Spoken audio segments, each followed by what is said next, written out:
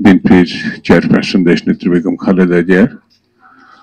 আর খুব বিপ্লবী বক্তৃতা আমরা পেয়েছি গণফোরামের নির্বাহী সভাপতি বিশিষ্ট আইনজীবী আমাদের সুব্রতদা এবং আমাদের ন্যাশনাল লেবার পার্টির সভাপতি লায়ন্স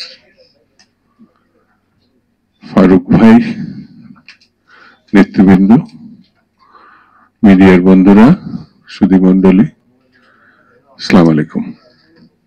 এমনি আমি ধন্যবাদ জানাই যে আজকে অত্যন্ত গুরুত্বপূর্ণ বক্তব্য ইতিমধ্যেই চলে এসেছে।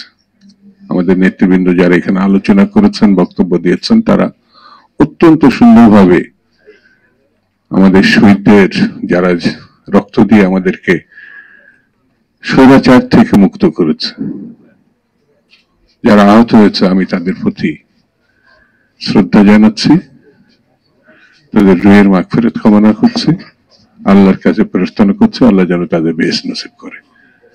আর যারা আহত হয়েছে তাদের যেন রাষ্ট্রীয়ভাবে অবশ্যই চিকিৎসার, এখনো চিকিৎসা হচ্ছে, কিন্তু বিভিন্ন রাজনৈতিক দল, বিশেষ করে আমাদের তারেক রহমান সাহেব নিজে উদ্যোগী হয়ে অনেকের দায়িত্ব তিনি নিয়েছেন।